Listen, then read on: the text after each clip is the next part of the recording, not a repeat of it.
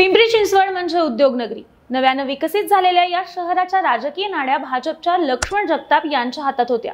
मात्र त्यांचं निधन झाल्यानं पक्षाला मोठा झटका बसला. कार्यकर्त्यांनी सहानुभूतीच्या लाटेवर त्यांच्या पत्नी अश्विनीताई जगताप यांना पोटनिवडणुकीत मागील वर्षी निवडून आणलं. पण येणाऱ्या सार्वत्रिक विधानसभेला मात्र भाजपचं चिंचवड विधानसभेतील अस्तित्व धोक्यात आलंय. भाजपला पक्ष गळतीचा शाप लागला आहेच, पण सोबतच अनेक मातब्बर नेते विरोधी गटात जाणार असल्यानं अश्विनीताईंची आमदारकी धोक्यात आली आहे. शहरात भाजप वाढवण्यासाठी ज्या लक्ष्मण जगतापांनी आपली सारी कारकीर्द खर्ची घातली, त्याच चिंचवड शहरमध्ये भाजपची ही परिस्थिती अशी का झाली आहे?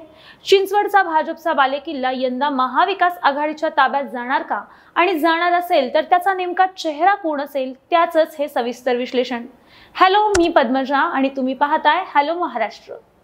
खरं तर गेल्या काही दिवसांपासून पिंपरी चिंचवड शहर भाजपमधील गटबाजीला चांगलंच उधाण आलंय.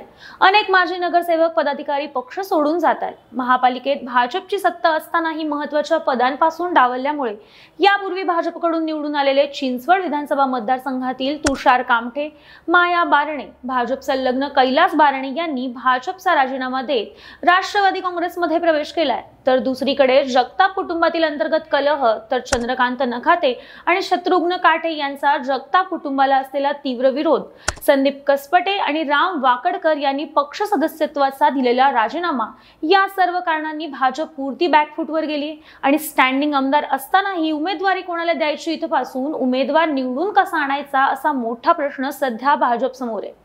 तसं बघायला गेलं तर पिंपरी चिंचवड शहरामध्ये भाजपला तसा मजबूत बेस नव्हता. मात्र दिवंगत नेते लक्ष्मण जगताप यांनी मतदारसंघात भाजप रुजवली आणि वाढवली सुद्धा. लक्ष्मण जगताप यांनी 2014 पासून सलग 2 वेळा मतदारसंघात भाजपचं कमळ फुलवलं. त्यानंतर 2017 मध्ये पिंपरीचे शहराध्यक्षपद त्यांनी भूषवलं. त्याचवेळी पिंपरी चिंचवड महापालिकेत भाजपची सत्ता आणण्यात लक्ष्मण जगताप यांची मोलाची भूमिका होती. 2019 मध्ये ते आमदार देखील झाले. मात्र कर्करोगाच्या आजाराने 2023 मध्ये लक्ष्मण जगताप यांचं निधन झालं आणि भाजपने आपला हक्काचा माणूस गमावला. लक्ष्मण जगताप यांच्या निधनानंतर रिक्त झालेल्या जागेवर भाजपनं त्यांच्या पत्नी अश्विनी जगताप यांना पोटनिवडणुकीत उतरवलं आणि त्या विजयी सुद्धा झाल्या.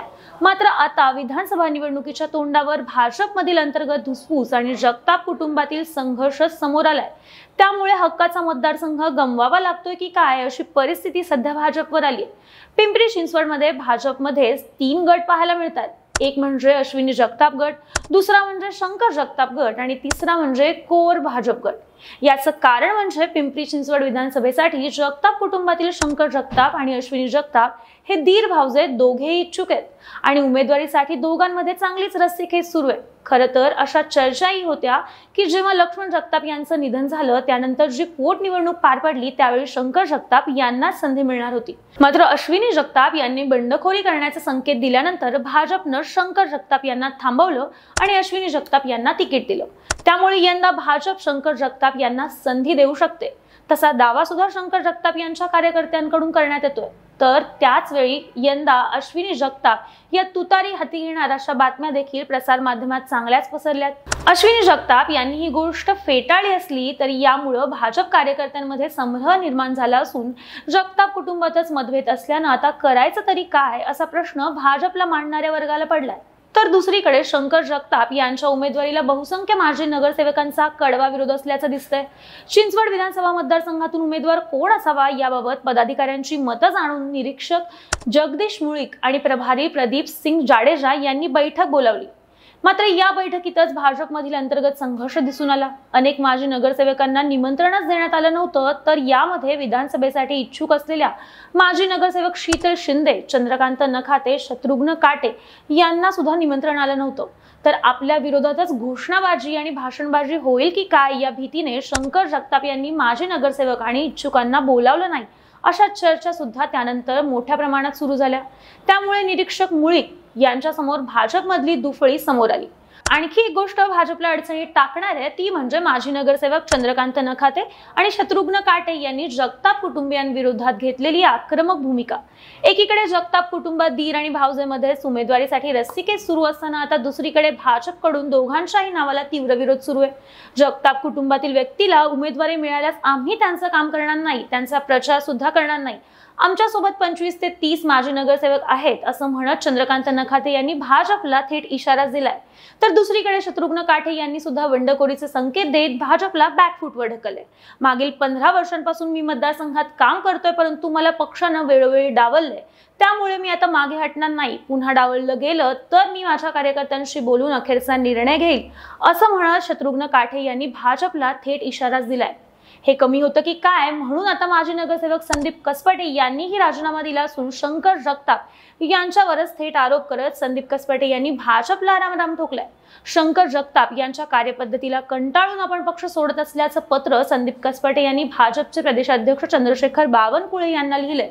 निष्ठावंत कार्यकर्त्यांना जबाबदारी द्यायचं सोडून सावत्र वागणूक देणं, कार्यकर्त्यांचं खच्चीकरण करण्याचा प्रकार शंकर जगताप यांच्याकडून सुरू असल्याचा आरोप करत संदीप कसपटे यांनी आपल्या मनातील खदखद बाहेर काढली. हुजरेगिरी करणाऱ्यांना महत्त्वाच्या जबाबदाऱ्या दिल्या गेल्यात. पक्षात कुठेही लोकशाही दिसत नाहीये असं म्हणत संदीप कसपटे यांनी भाजपला सोड चिठ्ठी दिली. संदीप कसपटे यांचं वाकड परिसरात चांगलंच राजकीय वजन आहे. त्यामुळे त्याचा फटका इथं भाजपला बसू शकतो. संदीप कसपटे यांच्यासह राम वाकडकर यांनी सुद्धा आपल्या पदाचा राजीनामा दिलाय. राम वाकडकर हे वाकड परिसरामध्ये भाजपचे एक मोठे दमदार नगरसेवक आहेत आणि उद्योजक सुद्धा आहेत. त्यांनी भाजपला सोडचिठ्ठी दिल्यानं चिंचवड विधानसभा क्षेत्रात भारतीय जनता पक्षाला मोठा फटका बसण्याची शक्यता व्यक्त होते. तर दुसरीकडे सध्या अजित पवार गटात असलेले नाना काटे हे सुद्धा कोणत्याही परिस्थितीत चिंचवड विधानसभा लढवायचीच यावर ठाम आहेत.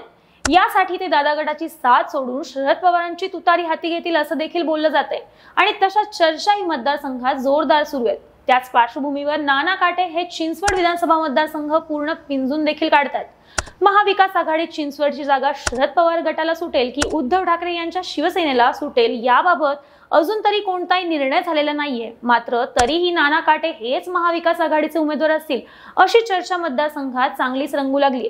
नाना काटे यांना मागील पोटनिवडणुकीत पडलेली जवळपास लाखो मतं आणि दुसरीकडे भाजपमधील अंतर्गत संघर्ष यामुळे महायुतीत चिंचवडची हक्काची जागा गमावण्याची शक्यता सध्या निर्माण झाली आहे.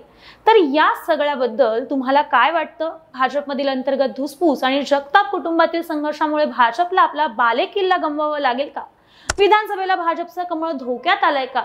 तुमचं मत आम्हाला कमेंट करून नक्की कळवा आणि अशाच नवनवीन आणि राजकीय व्हिडिओसाठी हॅलो महाराष्ट्र या आमच्या चॅनलला लाईक, शेअर आणि सबस्क्राईब करायला विसरू नका. व्हिडिओ शेवटपर्यंत पाहिल्याबद्दल धन्यवाद.